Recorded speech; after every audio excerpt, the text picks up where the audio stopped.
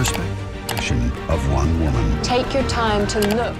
Because she's very strong. Shut up. It's weird. People ask me why do I come and do this work. There's no. स्वागत है दोस्तों हमारे channel में। चलिए शुरू करते हैं आज का टॉपिक है my life in the red light area of Sonagachi. दोस्तों आज जो मैं टॉपिक बताने जा रहा हूँ थोड़ा ऑकवर्ड टॉपिक हो सकता है, बहुत किसी के लिए लग सकता है, किसी को अच्छा नहीं लग सकता, लेकिन ये आज का दौर का सबसे इम्पोर्टेंट और सबसे घिनौना सच है जो दुनिया के सामने लाना बहुत जरूरी है। आज मैं जो बात बताने जा रहा हूँ ये एक रियल लाइफ सेक्स वर्कर का ऊपर एक डॉक्यूमेंट्री है, जिसे मैं आज आपको बताने जा रहा हूँ। एक रियल लाइफ में सेक्स वर्कर जो होती है उसका कैसा जिंदगी होता है, उसे कैसा करके इस बिजनेस में लाया जाता है, ये प्रोस्टिट्यूट का, ये सब आज हम लोग जानेंगे। और ये डॉक्यूमेंट्री जो मैं सोर्स है ये मेरा है United nation office of drugs and crime. आपको यूनाइटेड नेशन का ये जो विंग है UNODC, ये विंग का काम ही है दुनिया भर में ड्रग्स और ह्यूमन ट्रैफिकिंग का पर रोकथाम लगाने का। तो यहाँ का एक मतलब जो जर्नलिस्ट है उसने एक सोनागाची में जब आके उसने एक सेक्स वर्कर इंटरव्यू लिया, तो वो इंटरव्यू UNODC का साइट छपा था जिसे मैं आपके सामने प्रस्तुत करने जा रहा हूँ। ठीक है, तो आप भी जानिए और सीखिए और सोसाइटी को बदलने के लिए आगे बढ़िए। तो देखते हैं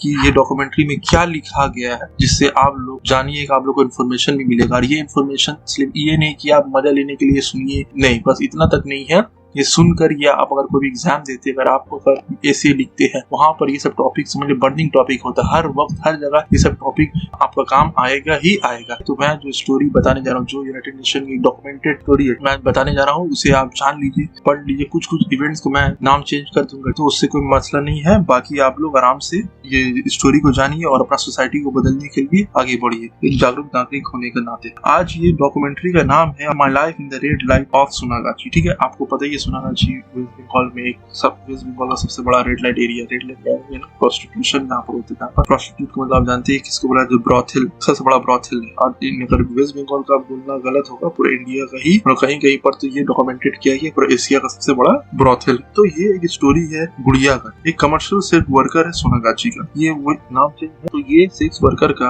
इंटरव्यू लिया है ये UNODC का आपका जाकर जर्नलिस्ट। ठीक है, तो ये बताता है कि ये स्टोरी है गुड़िया का, जो एक कमर्शियल सेक्स वर्कर सोनागाची का, जो कलकत्ता डिस्ट्रिक्ट, जो वेस्ट बंगाल का जो कलकत्ता डिस्ट्रिक्ट है वहाँ पर ये सोनागाची पड़ता है। ठीक है, और ये सबसे बड़ा रेड लाइट एरिया इंडिया। और सोनागाची जो है ये समझ लीजिए कि एक वर्ड है बंगाली में, सोनागाची मतलब होता है गोल्डन ट्री, गाछ बोला जाता है बंगाली में। तो ये जो वर्ड है सोनागाची मतलब होता है गोल्डन ट्री। यहाँ पर बहुत सारा मल्टी स्टोरेड ब्रॉथल है, पूरा चारों तरफ बना हुआ है। यहाँ पर कम से कम मोर और लेस 10,000 सेक्स वर्कर्स यहाँ पर काम कर। ये जगह को तब नाम जब डॉक्यूमेंटेड किया गया तब का बारे में बताया 10,000 भी हो सकता है कि ज्यादा भी है। ये सोनागाची तो फेमस ग्लोबली दुनिया का नजर में ये एरिया लाइमलाइट में आया जब आपका जाकर एक अमेरिकन डॉक्यूमेंट्री फिल्म जिसका नाम था बॉर्न इनटू ब्रॉथल कैलकाटा's रेड लाइट एरिया किड्स, जिसे एकेडमी अवार्ड मिला था डॉक्यूमेंट्री फीचर फिल्म के लिए 2004। एकेडमी अवार्ड यानी कि आपका जाकर जिसको ऑस्कर अवार्ड भी कहा जाता है। ठीक है, तो ये एकेडमी अवार्ड मिला था एक फिल्म का था बॉर्न इनटू ब्रॉथल। ये एक डॉक्यूमेंट्री फिल्म था जो 2004 में रिलीज हुआ था। ये फिल्म का पर ये इस एरिया को दर्शाया गया जिसका वजह से ये एरिया लाइमलाइट में आया। तो UNODC ने जब इंटरव्यू लिया गुड़िया का, जो 16 साल की एक सेक्स वर्कर थी, उसने बताया कि कैसे करके वो ये ब्रॉथल यानी सोनागाची में आए और कैसे करके वो यहाँ से बचने का कोशिश की, भागने का, लेकिन फिर भी वो भाग नहीं सकी। और ये जो ट्रेड ये जो इकोनॉमी है, एक इकोनॉमी है जो चल रहा है, तो ये भी कैसे करके वो इसी में फंस के रह गए, उसी का ये कहानी बता। UNODC का जो जर्नलिस्ट वो इंटरव्यू लेते हैं वो पूछते हैं, can you tell us how you come to here at such young age? क्या आप बता सकती है कि आप इतना कम उम्र में यहाँ पर कैसे कर गए? तो जो गुड़िया है वो बताती है, मुझे याद है मैं बांग्लादेश से आई थी, लगभग मेरा उम्र 10 साल था, यानी कि जब ये जो इंटरव्यू दे रही था वो 16 साल की थी, यानी कि 6 साल पहले वो आई थी। तो जब मैं आई थी तो 10 साल पर मैं लोगों को बोलती थी मेरा नाम गुड़िया है, मैं इधर की नहीं हूँ, मैं दूसरी जगह की हूँ, लेकिन कोई मेरा बात नहीं सुना। अब मैं 16 साल की हूँ, लेकिन मुझे देख के लगता है कि मैं 20 साल की हूँ। क्यों? आपको पता है ये हार्मोन का इंजेक्शन देने का वजह से। ठीक है, तो वही बताने मांगू मैं, मेरा एज 16 है लेकिन मुझे लगता है 20 साल की, क्योंकि आपको पता ही है 18 ईयर से अगर किसी के नीचे आप सेक्स करते हो रेप माना जाता है। तो इसलिए वो बोलती है कि मुझे 20 साल का उम्र लगता है। तो मैं यहाँ 5 साल से हूँ, यही मेरा घर है, वो बताती है। ठीक है, मेरा कोई फैमिली नहीं है, माँ एक लेडी है, यही मेरा फैमिली। लेडी यानी कि ब्रॉथल का जो हेड को लोग लेडी या मैडम बोलते हैं, वो वही मेरा माँ है, वही मेरा फैमिली है, सब कुछ है। ठीक है, वो मेरा ख्याल रखती है, मुझे खाना देती देती है, मुझे पैसा भी देती है साड़ी खरीदने। जब दुर्गा पूजा आता है तो साड़ी खरीदने का पैसा भी मुझे देती है और मैं उसका बदली उनका काम करती है, यानी कि वो बिजनेस जो चलाती है वो बिजनेस में मैं काम करती हूँ, वही मेरा काम है और मुझे जब जरूरत लगता है वो मुझे पैसा देती है।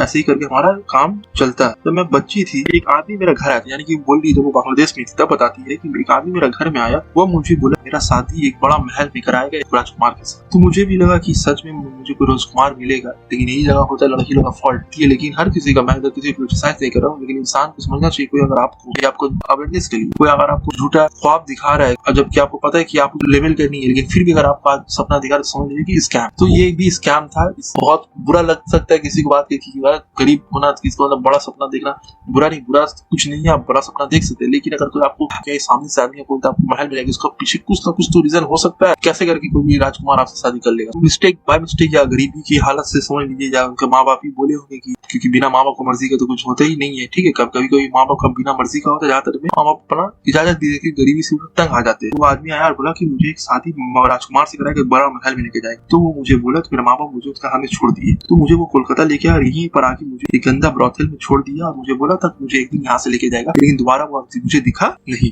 तो यूनिवर्सिटी फिर पूछता है कि क्वेश्चन करता है, तुम्हें जब पहला बार तुम ब्रॉथल में आई तो तुम्हें कैसे करके ट्रीट किया गया? ब्रॉथल का एक ओनर एक मोटकी औरत थी, फैट वुमेन थी, ठीक है, जिसे बंगाली में हम लोग आंटी बोलते थे। पहले तो उसने मुझे नहलाया, अच्छा खाना पीना खिलाया, अच्छा सोने दिया, अच्छा साफ कपड़ा दी।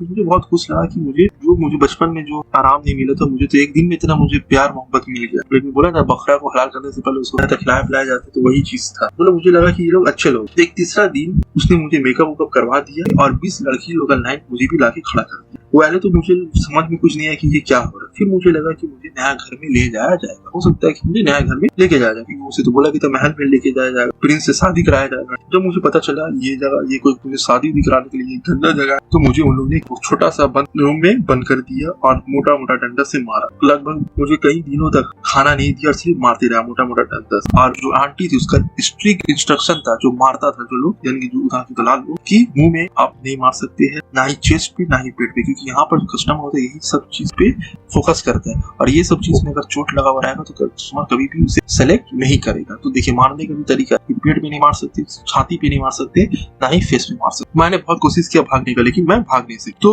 मुझे जब भी भागने की कोशिश करी मुझे पकड़ के एक डार्क रूम में बंद कर दिया था हफ्तों तक और मुझे मारा जाता और कोई मुझे खाना वाना नहीं देता था। एक दिन वो आंटी जो थी वो पी के थी, मतलब नशा में थी, तो वो सो के थी और उसका जो भाई था जो मुझे मारता था वो भी दूसरा ब्रॉथल में था। तो मैं मौका पाकर भाग गई। तो मैं मौका पाकर भागी तो वहां पर मैं जाके देखी कि एक पुलिस वाला खड़ा होकर था, पुलिस वाला था। तो मुझे लगा कि पुलिस है, देश का सिपाही है, रक्षा करेगा मेरा। मैंने जाके जो मुझे अपना स्टोरी बताया तो उसने बोला कि मेरा मदद करे, ठीक है, लेकिन उसने मेरा मदद नहीं किया। वो और उसका 3 दोस्त ने मुझे मेरा साथ फिर से रेप किया। कि वो और उसका दोस्त, की पुलिस समझ गया था इसका कोई मदद करने वाला नहीं, अगर मैं इसका रेप करके इसे फिर से बेच देता हूँ तो मेरा पर तो कोई चार्ज लगेगा भी नहीं, इसका कोई बोलने वाला तो है नहीं, ये तो इसका खुद इसका माँ बाप इसको बेच दिए और दूसरा कंट्री से भाग के आई है, रिफ्यूजी है, आसान शिकार। तो वो बोलती है कि पुलिस वाला ने रेप भी किया और मुझे क्या किया, ले जाकर फिर से दूसरा ब्रॉथल में बेच दिया, लेकिन मुझे नया एंटी मिल गया, वही सोना गाछी। अब ये तो हो गया वो कैसे करके आए। फिर अब वो बोलता है कि कितना तरह का क्लाइंट आपके पास आते हैं एक दिन और बिजनेस कैसा आपका चलता है। तो वो बोलती है कि कम से 20 से 24 गर्ल्स है, 10 रूम है, उसमें से 20 से 24 गर्ल्स लोग रहती है, सबका अपना टाइमिंग है, लेकिन हर लड़की आंटी के लिए काम नहीं करती है। कुछ यहाँ पर किसी को फंसा दिया गया, ला के बेच दिया गया, या कोई खुद अपना मर्जी से यहाँ पर काम में आई है।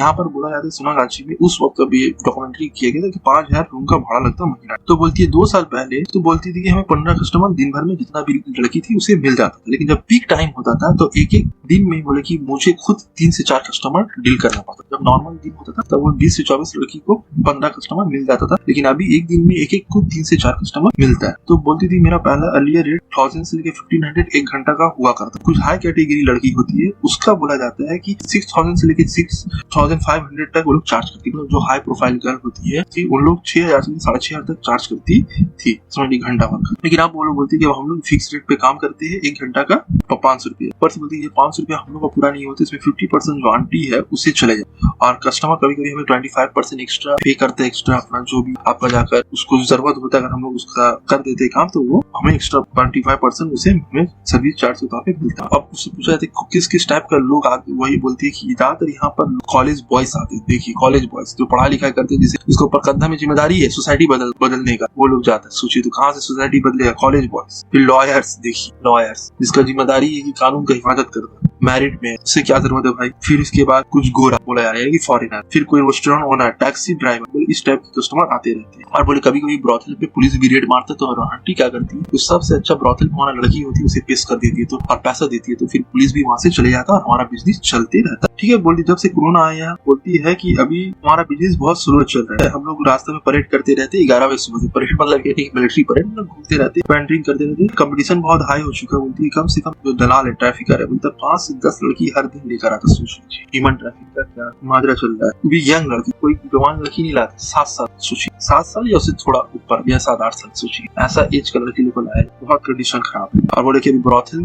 भर चुके हैं, यानी कि सेक्स वर्कर्स लोग से। ठीक है, अब हमें क्या करना पड़ेगा। अब बोलती है कि हमारा कंपटीशन बहुत बढ़ चुका है, क्योंकि रोज नया नया मार्केट पे सेक्स वर्कर आती जा रही है, तो हमें भी अपना मूव करना पड़ेगा, अपना बिजनेस ये बिजनेस से यानी कि दूसरा जगह अपना बिजनेस को सिर्फ करना पड़ेगा। फिर जो जर्नलिस्ट है वो पूछता है, बोलता है कि हम लोग ने सुना है कि यहाँ पर जो एनजीओ है उन लोग HIV एड्स, जो सेक्स वर्कर लोग उनको HIV एड्स से बचाने के लिए क्या क्या प्रिवेंशन लेते, क्या क्या अवेयरनेस आप लोग को फैलाते हैं। क्या आप लोग अवेयर है कि यहाँ पर एनजीओ लोग है जो आप लोग के बारे में ध्यान देते हैं। हो सकता है जानती है कि इन लोग को एनजीओ के बारे में नहीं पता, कहीं बता दिया जाए तो एनजीओ लोग को मदद कर देंगे। तो ऐसा नहीं कि वो बुढ़िया बोलती है कि हाँ पता है कि बहुत सारे एनजीओ सोनागाछी में जो रेगुलरली शो ऑर्गेनाइज करता है HIV एड्स से सेक्स वर्कर लोग का राइट्स क्या है, HIV एड्स क्या बीमारी है, इससे क्या नुकसान है, उसे कैसे प्रिवेंट किया, ये सब के बारे में बताया जाता है। बोलती है हम लोग भी कस्टमर को फोर्स करते हैं कि आप कॉन्डम इस्तेमाल करिए सेक्स करने के दौरान, लेकिन कस्टमर लोग जानते हैं ना, करता नहीं। वो लोग उल्टा हमें 25% बोलता है कि सर्विस चार्ज ले लो और हमें बिना कॉन्डम का सेक्स करने दो। तो लेकिन अब हमें पैसा का मजबूरी होता है तो हम लोग क्या करते हैं, बिना कॉन्डम के ही कर लेते हैं।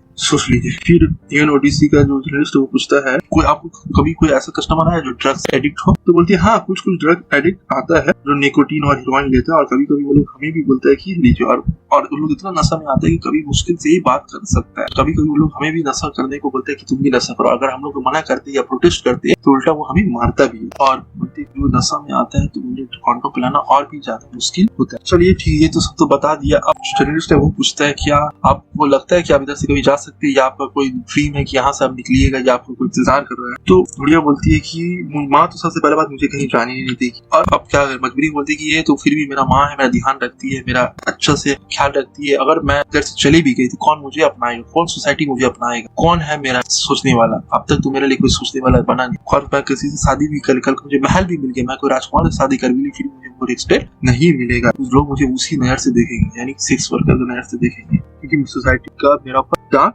लग चुका। फिर भी बोलती है कि तो वो बताती है कि सोसाइटी ने मेरा प्रोस्टिट्यूट का लेवल लगाई दी है, और मुझे डर भी लगता है कि मैं कहाँ जाऊँ, मैं कहाँ खाऊं। समाज तो मेरा तो इज्जत तो लुटा ही है। अब उसके बाद मुझे और ताना कसी कर करके मुझे फिजिकली तो रेप किया, अब मुझे मेंटली भी रेप कर देगा। अगर मैं ये सोसाइटी के बीच में वापस से लौटती भी हूँ तो मेंटली रेप कर दे। और वही बोलती है कि अगर मैं कल को प्रिंस से शादी भी करती हूँ, जब पहका कपड़ा ड्रेस भी मिलता, लेकिन फिर लोग मुझे प्रोस्टिट्यूट ही समझेंगे। ये बदल नहीं, ये लिखा गया है। फिर भी बोलती है कि फिर भी मेरा एक सीक्रेट लवर है, टैक्सी ड्राइवर है, और हम लोग ने प्लान किया कि अगर होगा तो फ्यूचर में हम लोग यहाँ से चले जाएंगे और घर बसाएंगे और शादी करेंगे, अपने बच्चे को लाएंगे इस दुनिया पे, और वो उसे ये जो जिंदगी है इससे बेहतर जिंदगी हम लोग उसे दें। ठीक है, तो ये था एक लड़की जो सेक्स वर्कर का कहानी। ऐसा बहुत हजारों ने लाखों करोड़ों सेक्स वर्कर है जिसको आप लोग रोजाना आते जाते सुनते हैं, लेकिन मुझे लगा कि ये एक टॉपिक है, बताना जरूरी तो बता देता हूँ। और ये डॉक्यूमेंट्री है, अगर आप चाहे तो UNODC का यानी United nation office on drugs and crime, वहाँ पर जाके ये स्टोरी को आप लोग देख सकते हैं। तो कोशिश करिए सोसाइटी को सुधारने का, और इसके ऊपर बहुत सारा मूवी भी, और सोसाइटी को बेहतर बनाने के लिए भी स्टेप तो पढ़ते रहिए और सोसाइटी को सुधारते रहिए। Thanks for watching friends. Like comment share कर दीजिए, और ज्यादा से लोगों तक हमारा